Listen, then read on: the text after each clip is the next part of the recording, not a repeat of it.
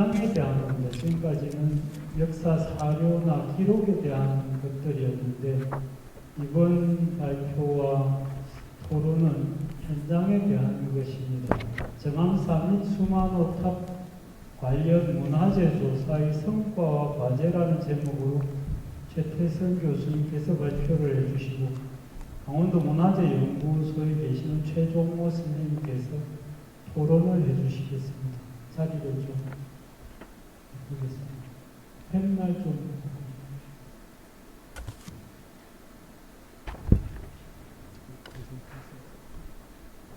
쓰셔야 되나요? 네. 최태선 교수님께서는 지금까지 이제 불사를 했던 현장들 사지 발굴을 굉장히 많이 하시고 그 분야에서는 이제 다른 분들보다 훨씬 많은 경험을 갖고 계신 선생님이십니다. 발표 듣도록 하겠습니다.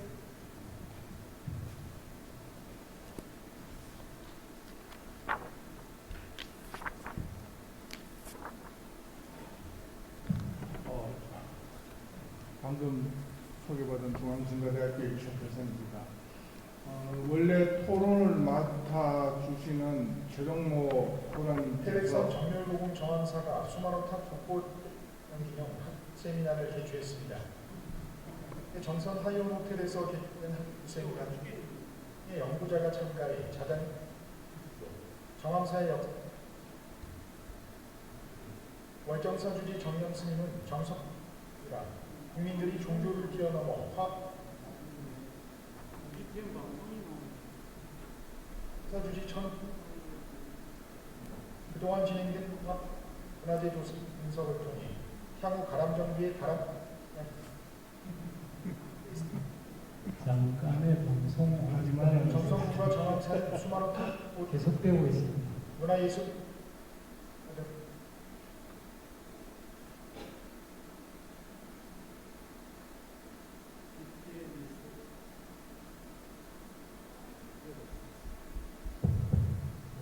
BTN에서 광고하는 내용이었습니다.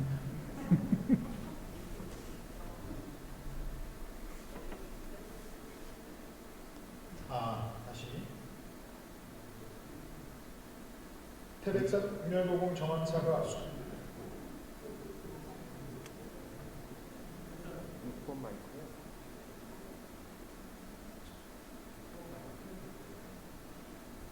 태백산 정멸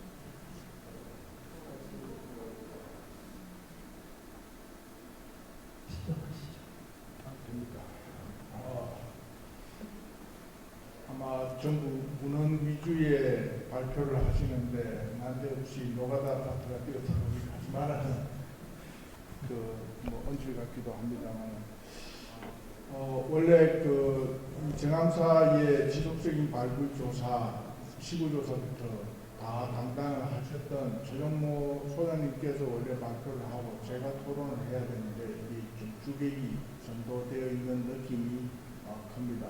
아마 그대로 하라고 저 학교 측에서 얘기를 해주신 거는 제가 이제 이 현장에 자주 구경을 다녔고 겸사겸사해서 이 과제를 맡겨주신 것 같습니다. 그래서 부여받은 과제가 이 정암사, 수만호탑 이 두 개의 유구에 대해서 문화재 조사적인 측면에서 성과와 과제에 대해서 좀 이야기를 해달라라는 부탁을 받았었습니다. 그래서 목차는 미술사 수만호탑은 아무래도 고고학적 조사는 전무한 걸로 지금 나와 있고요.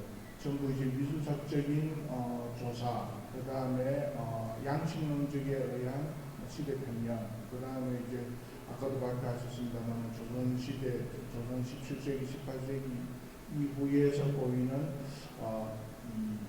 중수 때에 들어간 답지석과 사리장구 등으로 해서 미술사적인 파트로 생각을 해서 제가 2장에는 미술사에서 정해진 수만호탑의 학술적인 위치라고 해요.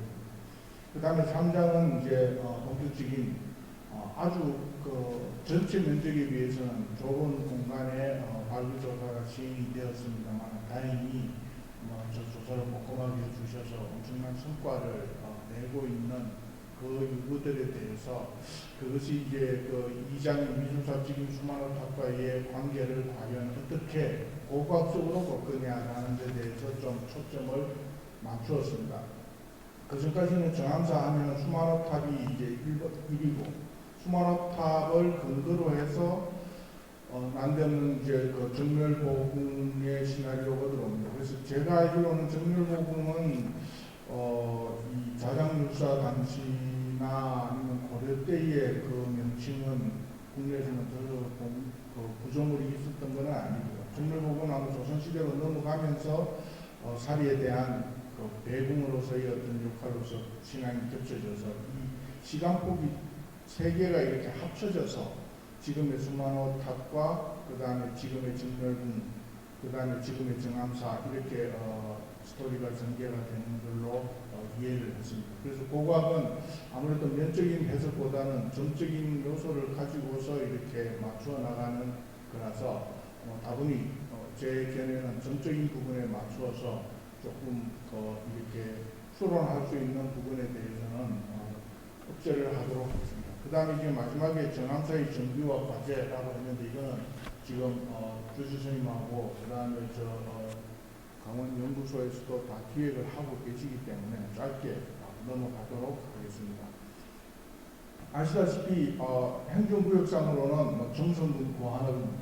지금 굉장한 오지 지역에 신라권에 편입될 수 있는 어떠한 흔히 이제 정치사적으로는 교통망 이런 쪽으로 해석을 해서 수만호탑 그 다음에 이 자장유사와 관련되는 일종의 스토리들이 여기에서 전개가 된다라고 이해들을 하고 있습니다만 또 한편으로는 제가 이스님들 모습을 보기 때문에 불교사적인 입장에서 보게 되면은 그러한 탑들을 그냥 그런 비보적인 형태로 막 세울 수 있는 시기였는가 이 자장이라는 시간과 이 연계성을 갖고 있으면 그것에 대해서는 그때 당시에 가람이 거의 중앙 집권적인 형태를 보이고 있기 때문에 불교가 이런 지방권에게는 아주 거점 내지는 그런 형태가 아니면은 세우기 지기가 힘든 그런 라인이어서 보시면은 굉장히 좀 험준한 곳에 일단 있기는 위치하고 있다. 그래서 정암사는 지금은 작년에 국보로 지정이 되어서 이제는 저 동산문화재로서는 올라갈 수 있는 만큼 다 올라갔기 때문에 오늘 이 자리에서 제가 조금 시기성을 좀 흔들어도 타는 되지는 않을까 하는 이런 생각을 하면서 약간 부정적인 시각에서 말씀을 드릴까 합니다. 그 다음에 이제 강원문화재 자료로 지정되고 있는 그 밑에 하단에 정멸궁이고요.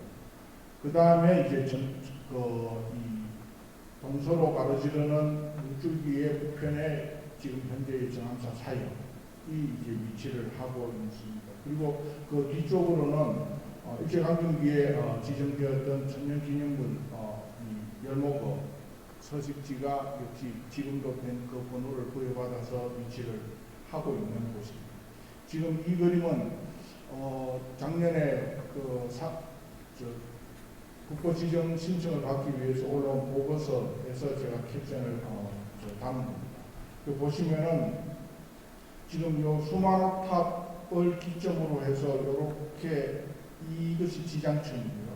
그 다음에 이 동서로 길게 한백산에서부터 동쪽은 이렇게 산맥으로서 방어가 쳐져 있고 그 좁은 지역에 또 하천이 복부에서 이렇게 흘러나와서 지장층에 합류하는 아마 통일신라 시대의 그 가랑입지다라고 하면 이거는 이제 그 갑지에 해당됩니다.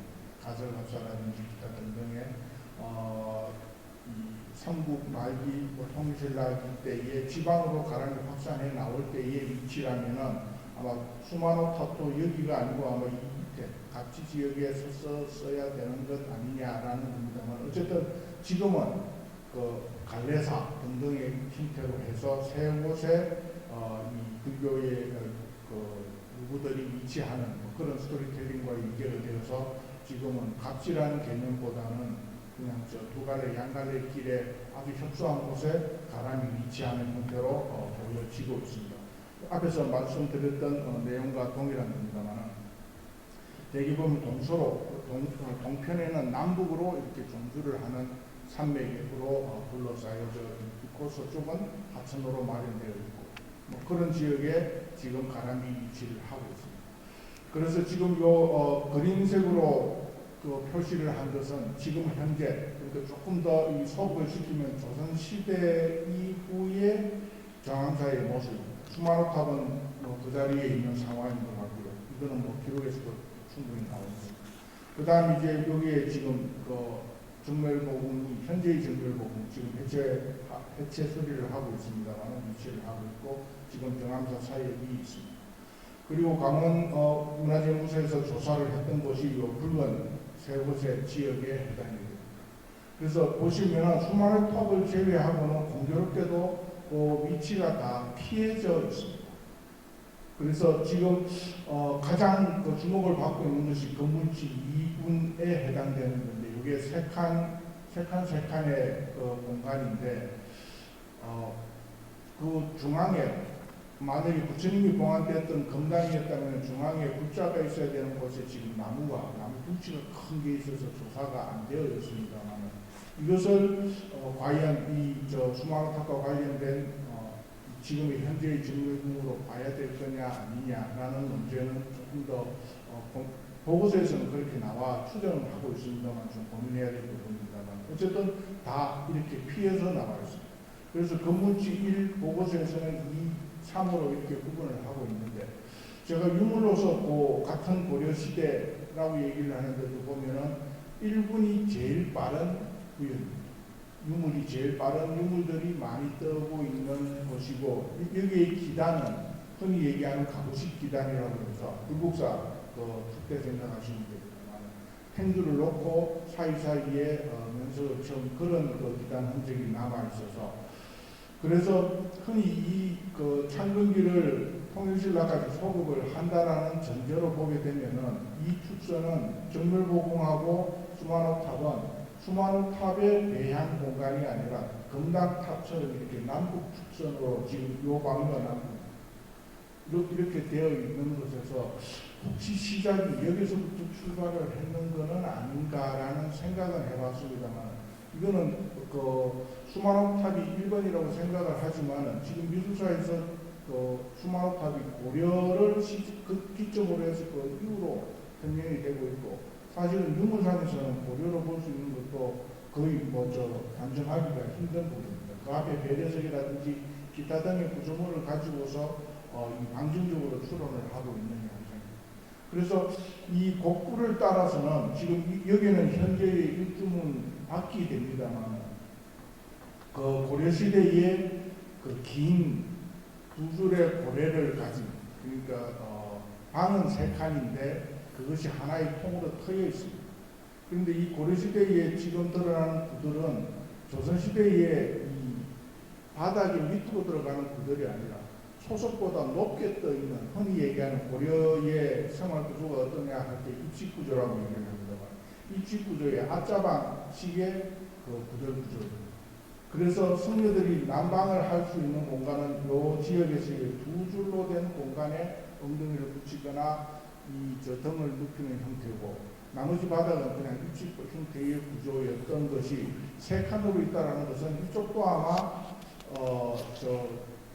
대방적인 각방이 아니라 세 칸을 하나의 통으로 틔울 수 있는 그러니까 그 빼치카가 이렇게 세 칸을 지나가면 벽을 이렇게 중간중간에 칠 수가 없다는 그래서 거기에 두 개의 선방이 있는 거 봐서 아마 처음에 형태가 좀 여기 명문기호에서는 율이 나왔습니다만 율과 관련되는 형태로 출발을 했는 것인지 이런 생각을 가지게 됩니다. 그런데 교묘하게 안 겹쳐지고 있는 것이 여기도 원래 고려 때의 유구가 있었는데 아마 불사하면서 그것을 무시를 했는 건지 아니면 의도적으로 이 세 곳들을 의식을 한 나머지 피해서 불사를 했는 건지는 알 수가 없습니다만 이게 지금 이 세 곳에서 발굴했는 분하고 저 원장 소장님한테 제가 여쭤봤을 때는 화재로 인한 소실 흔적이 없습니다.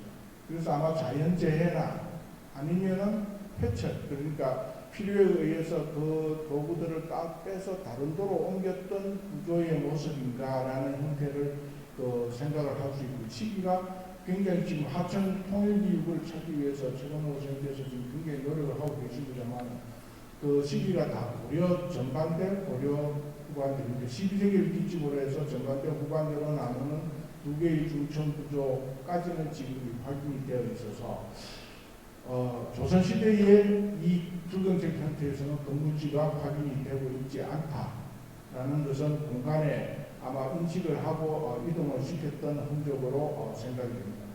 이 가람은 잘 알다시피 통일신라 그리고 자장율사와 관련되는 시점에 일반적인 보편적인 가람의 교학적인 가람의 그 모습입니다만 정암사는 전혀 그러하지 않는 공간상의 이 탑이 원위치라는 전제하에서 그러한 이 형태를 보게 됩니다. 그래서 아마 당이 우선이냐 탑이 우선이냐 했을 때는 이 위치가 현위치라면은 아마 탑을 연구에 둔 후대에 들어오는 가람으로 인식이 됩니다. 그래서 저는 좋게는 이 탑에 고려계 흔적이 있고 누구 흔적에서 고려 후반대의 흔적이 나왔으면은 우리가 흔히 경주 남산이나 이런 데서 보듯이 불상 석굴에다 불상을 마에다가 새겨놓은 상황에서 마의불 편년이 빠르냐 그 뒤에 나오는 당우의 유물적 편년이 빠르냐 하면은 대부분은 당우가 늦습니다.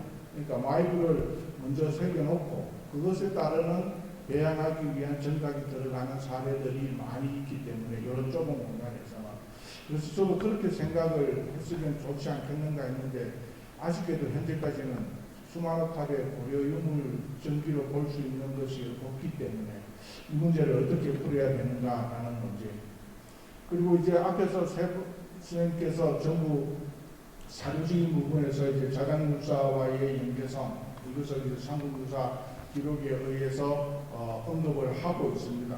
그리고 그 이후로는 조선시대 아까 한생도 말씀하셨습니다만 그 내용들로서 다 채워져 있어서 창건기를 자장으로 본다면 자장부터 누구는 고려께 있으니까 고려 있고 그 조선까지의 그 엄청난 시간폭을 과연 한 축에서 하나의 공간에서의 가람으로 증명을 할 수 있겠는가라는 데서는 고고학에서는 지금까지는 조금 의적인 부분이 있다라는 문제.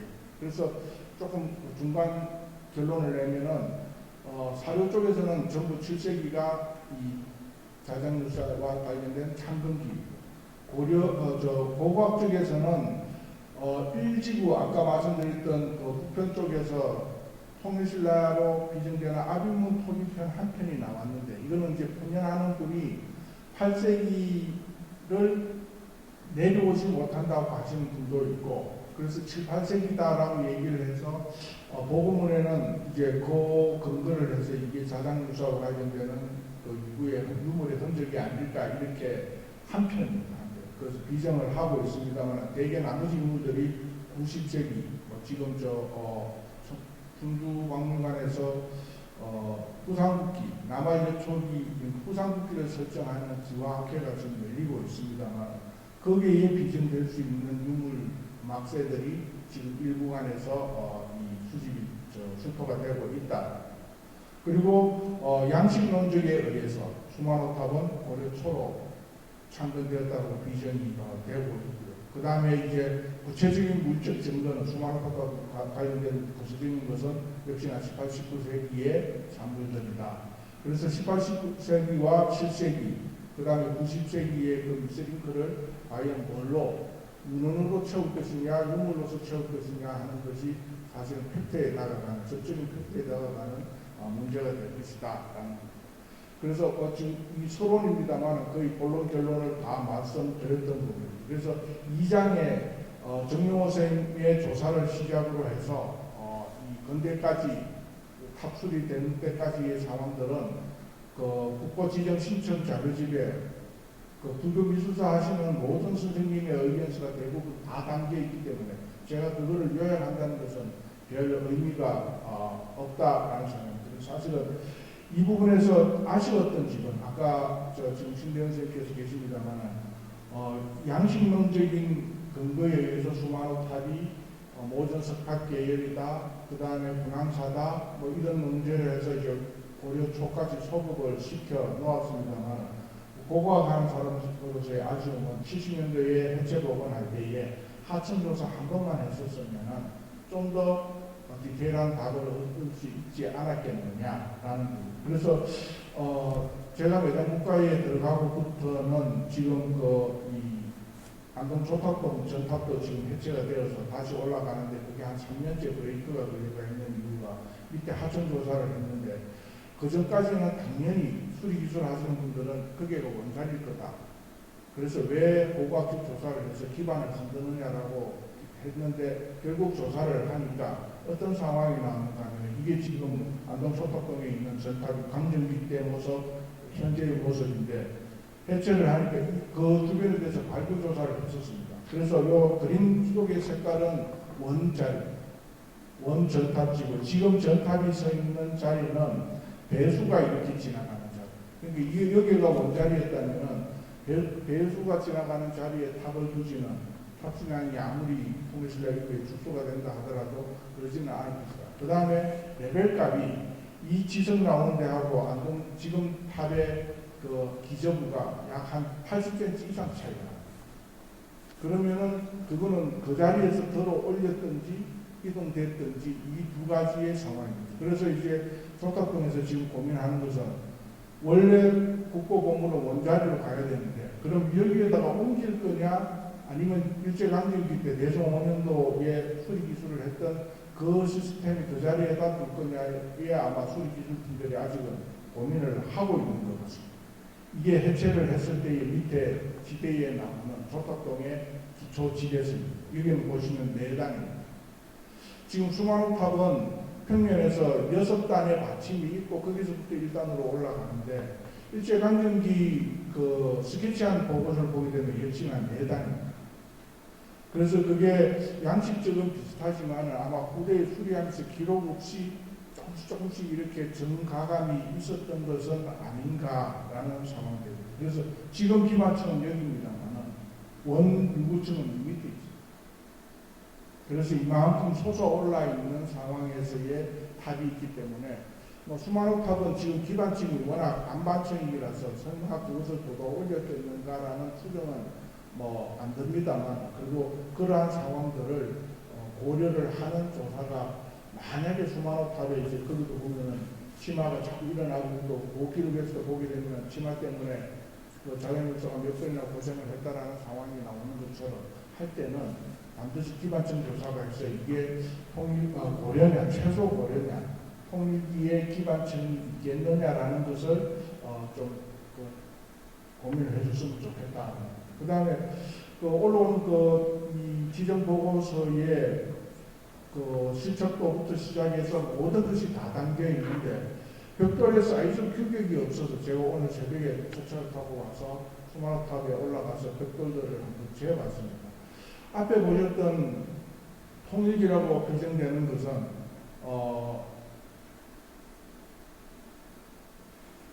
불반리 원경, 그러니까 4세기 때에 함유되었던 불반리 원경에 보면은 부처님 탑의 전은 사방 90cm로 해라 이렇게 규정이 나와 있습니다. 그것이 인도권대 한국에 적용이 됐을 것이냐 중국에 적용이 됐을 것이냐는 별개입니다만 초탑동의 전은 정방형 탑은 90입니다. 가로 세로 높이를 합하면 90cm가 됩니다. 그래서 그거를 반으로 쳐서 장방형 전 또는 정방형 전으로 쓰고 있는데 여기도 보면 장방형 전 모전 그 다음에 정방형 모전이 섞여 있습니다만 90이 되는 것도 있고 안 되는 것도 있어 아마 그 흐름은 조금 흐트러졌을 것이다. 물론 그거는 전돌이고 그러니까 프레스를 갖고 있는 이 프레스에서 찍어내는 것이고 하나는 그 돌을 따듬어야 되기 때문에 규격의 차이가 있을 수는 있겠습니다만 그러한 문제들이 있다. 그 다음에 이제 여기 보시면 좀더 나왔습니다. 그렇습니다.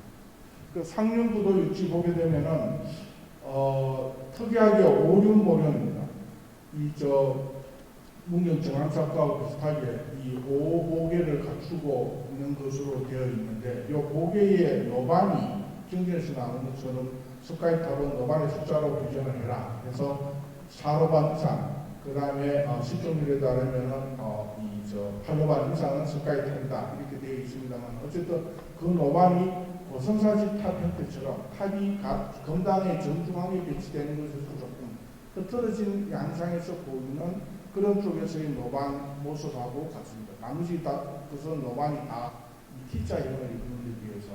그래서 이것도 혹시 그 형태인 건지. 그 다음 일제강점기의 스케치한 거에서는 요 5개가 노반처럼 보이는데 요 위치가 좀 바뀌어 있는 듯한 느낌도 보입니다. 그래서 이런 것들의 여기에서 보게 되면은 그 수많은 그 탑을 수리했던 연역들이 보고서에도 나와 있고 미술사 쪽에서도 계속 거론되고 있습니다만 대성 5년도에 16년도에 조사했던 여기도 보면 조사 수리 명령서입니다.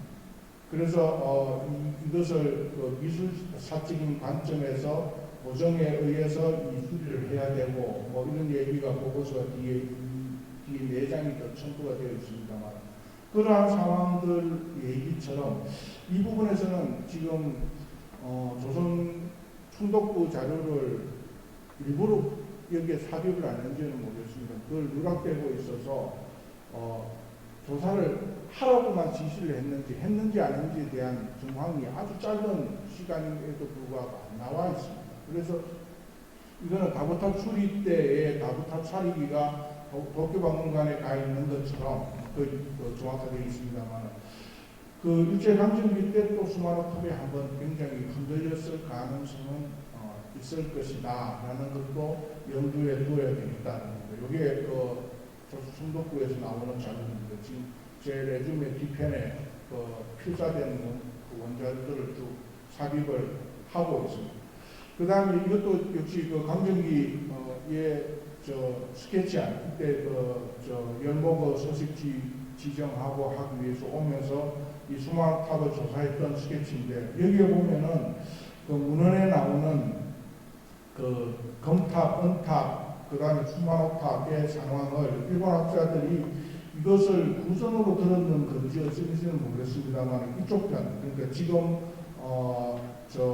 묘사 있는 뒤쪽 봉우리를 검탑봉이라고 얘기를 하고 있고 그 다음에 하천 넘어서 은탑봉이라고 이렇게 1976년에 기재를 해놓고 있습니다. 그래서 이게 아마 대정령과 보고서를 기재하는 사람들의 그 스타일을 봐서는 그냥 추론에 들어가는 상황은 아닌 것 같아요. 아마 구전이 있거나 자기의 단독 견해는 아닌 보고서인 걸로 일단 저는 생각을 했습니다. 그래서 서정모 선생님께서 나중에 조사하실 때 이 부분들은 조금 더 지표사를 확대해서 이게 자연적인 부분인지 인위적인 구조를 갖춘 것인지에 대한 것은 좀 확인을 해 주셔야 될 것 같습니다. 이 그림은 그때 당시에 그 지적도 하고 일제강점기 지적도 하고 현재 지적도를 오래 지켜서 정암 사이의 패턴들을 그려낸 그래서 아까 말씀드렸듯이 이러한 상황에서 수많은 탑이 먼저냐 가람이 먼저냐라는 것에 대한 문제를 2-1 건물지를 검당으로 볼 거냐 정렬궁으로 볼 거냐의 문제를 고고학습도 아직은 좀 더 풀어야 될 여지가 있다라는 말씀을 드립니다. 그리고 요게 일본에서 보이는 기단입니다만 거기에서 두 종류의 그 율사와 관련되는 그 명문이 나왔는데 여기에는 보면은 정암율 집사자 실제이 법원주림에서도 설명하고 있는 정사와 동일합니다. 여기에는 교율정암 요 밑에를 발굴팀은 그 강자가 아니냐 보입니다만 요 두 개의 기와는 100년 차이가 납니다. 그래서 초반에는 율사의 형태로 얘기를 하다가 여기에 13세기 이후에 보이는 기와들인데 그것부터는 교율을 같이 쓰는데 여기에도 교사가 있는지 없는지는 지금 이 편이 굉장히 소편이기 때문에 이 편에 비해서는 작기 때문에 그 형태를 좀 고민을 해야 되겠다. 그 다음에 이 막세가 90세기에 흥룡선원지라든지 기타 이 강원도 일대에서 그때 당시에 등장하기 시작하는 막세입니다. 그래서 이것들하고 요게 이제 8세기로 속됐느냐 하는 그 아규문톡입니다만 그런 것들이 있다. 그 다음에 아까 말씀드렸던 요 중건당 형태로 보이는 이게 이제 정면궁의 위치에서 조금 한 50m 그 남쪽으로 내려가 있는 그 공간입니다. 그 다음에 이것도 역시 그 정사처럼 두 줄 고리가 이렇게 길게 회전처럼 남아서 나오는 특이한 구조의 모습인데 이거는 최정호 선생님께서 더 잘 아실 거고요. 그 다음에 이게 이제 일주문 앞에서 나오는 그 상황이고 아마 지금은 그 비공개입니다만 엄청난 인물이 여기에서 지금 나와 있다라고 제가 들었습니다.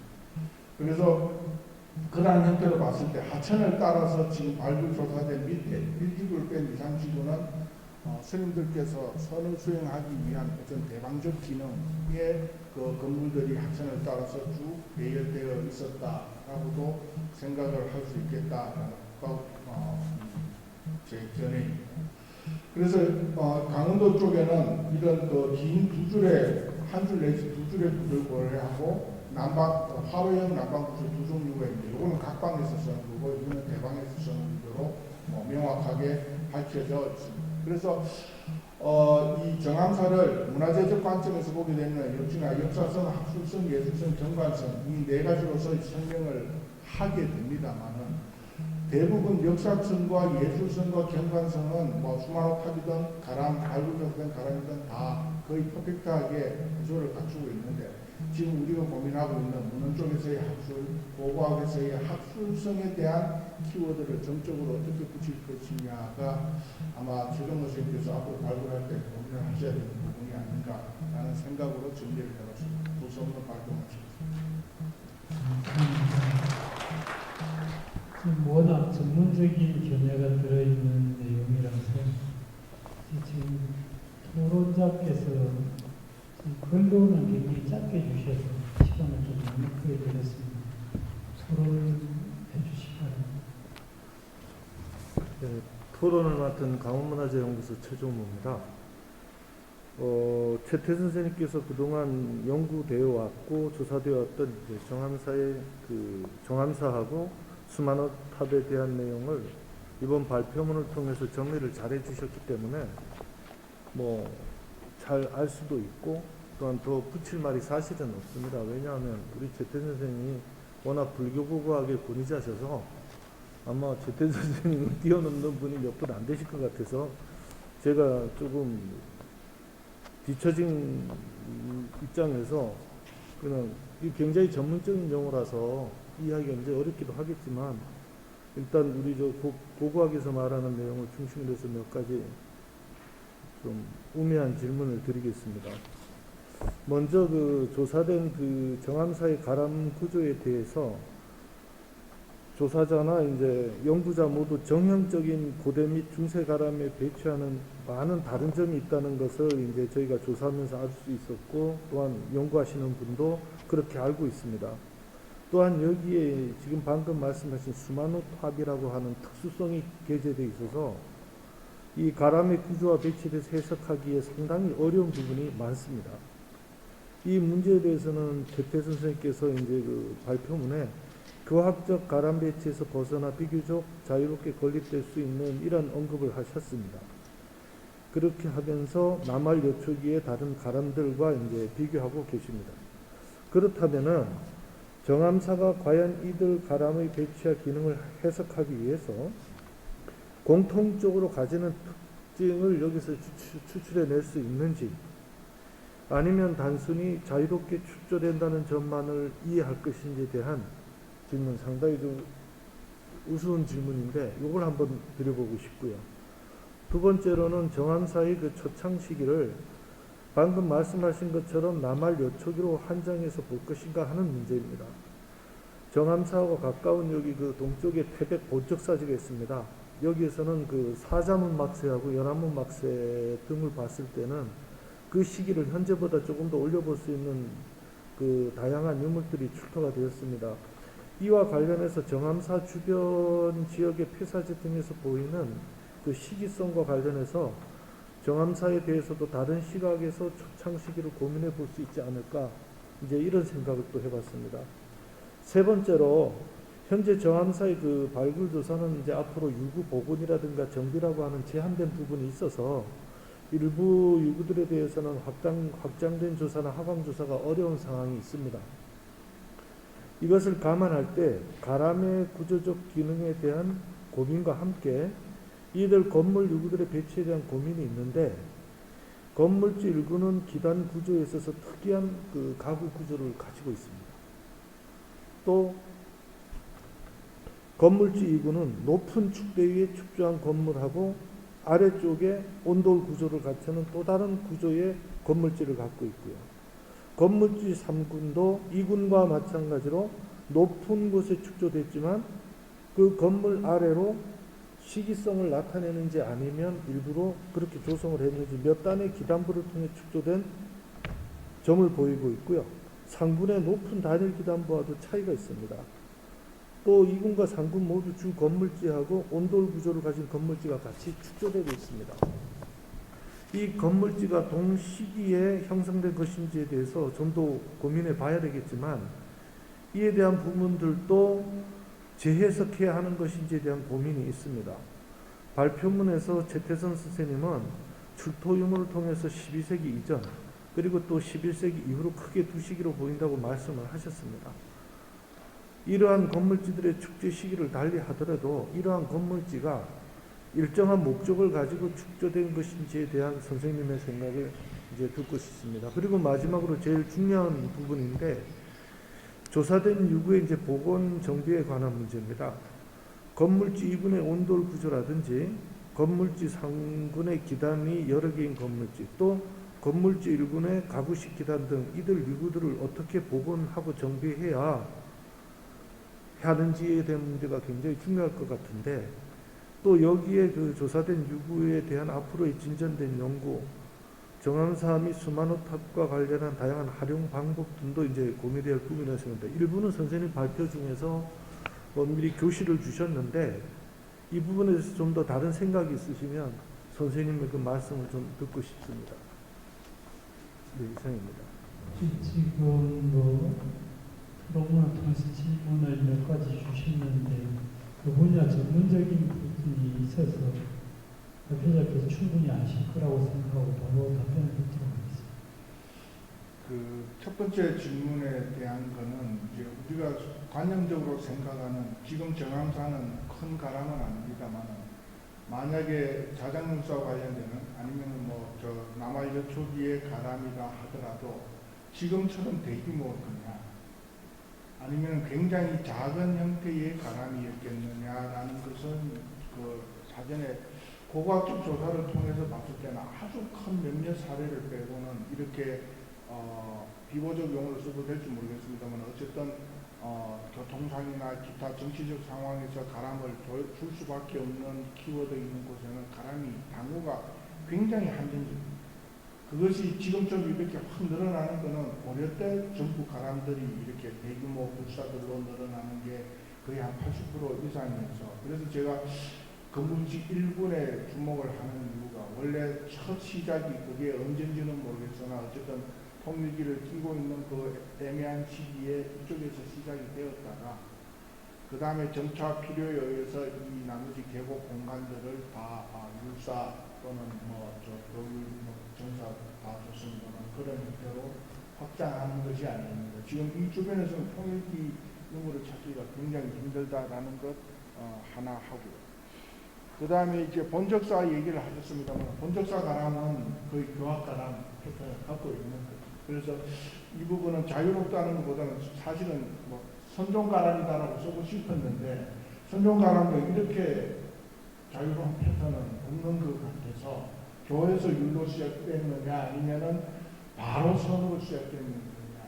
교를 끼고 있던 것은 그냥 평론가대로는 12세기 이후가 되어야 벼랑이 터지고 담이 터져나가고 하는 구조들이 보이는데, 이건 그런 거 없이 바로 들어오는 거라서, 그래서 이제 창건연대가 더 올라갈 수 있느냐 아니면은 탑이 키워드냐라는 고민을 하는데, 탑에서 시간을 오릴 수 있는 게 없어가지고 뭐라고 말씀은 못 드릴 것 같습니다. 그 다음에 이제 그냥 12, 13세기는 1, 2, 3군에서 나오는 1군 제외한 2, 3군에서 건물이 같은 공간에서 중첩되는 양상을 보이고 있습니다. 그래서 이 형태를 보게 되면 아까 왜 교라고 말씀드렸냐면 2-1 같은 메인 건물을 끼고 전부 다 디귿자상으로 이렇게 가로막는 난구조를 끼고 있거든요. 이게 이제 교학적 전통이냐 아니면 당연히 중요 선방을 떼어 쌀 거냐라는 것은 여기입니다만 어차피 마하성교에서 얘기하기도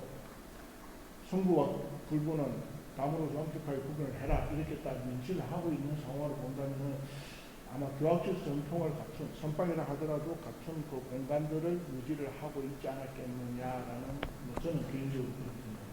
정비와 관련해서는 이제 이걸 사직으로 갈 거냐 아니면 전형기능으로 갈 거냐 뭐 명성으로 갈 거냐는 이제 좀 더 조사되는 선방을 보고 좀 좋겠다. 다른 질문 있으시죠? 처음에 최종호 선생님께서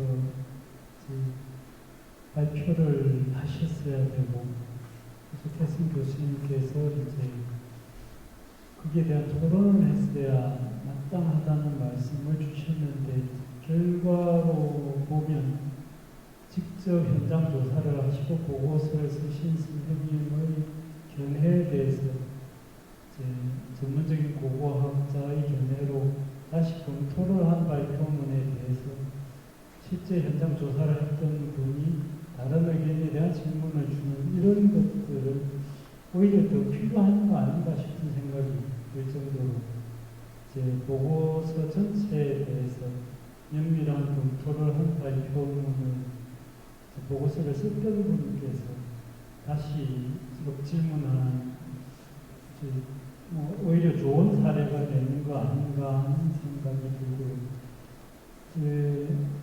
나온 유물에 대해서 최태성 교수님께서 최대한 시기를 올려잡아도 수만호탑의 건립 시기가 어떨지에 대해서 계속해서 의구심을 보이시는데 이건 유물 조사를 통해서 유물이 좀 더 시기가 올라가는 것하고 수만호탑하고는 같은 정신으로 결국은 해석해낼 수밖에 없지 않겠나 그런 생각도 가지고 아무튼 이제 현장에 대한 이야기를 마쳤습니다. 두 분 선생님 한 고맙습니다. 말씀 드리겠습니다. 한 말씀 지금 드립니다. 일부에 대해서 말씀드리는 것은 지금 요 갑지라고 했는 두 개의 계곡이 만나는 그 형태를 길지라고 통일시가 쓸 때 그게 가람을 많이 세웠는데 지금 청도 우문사 그러니까 그때 당시는 대작갑사에서 작갑전 이 지금 전탑 계열의 정각 형태인데 그게 정각이냐 아니면 탑이냐 이런 문제는 의견하고 그것에 대해서 탑사리고가 나왔지 않습니까? 그래서 그 형태로 보게 되면 일부에서 이루어졌던 것이 혹시 굉장히 좀 부전한 발언입니다만 그 이후에 고려 시기가 되면서 확대가 돼서 비보 형태나 이런 것에 섞였을 가능성은 없습니다. 이게 통일신라 가람이 나온다는 전제입니다. 전제에서 그렇게 할 수는 없을까라는 것도 발굴하실 때 좀 계속해서 비정을 올려잡으실 수 있도록 깊게 파주셔야 될 것 같습니다. 하여튼 이제 네 번째 주제까지 마쳤습니다. 그리고 다섯 번째 주제 남기고 있습니다. 노원 선생님 감사합니다.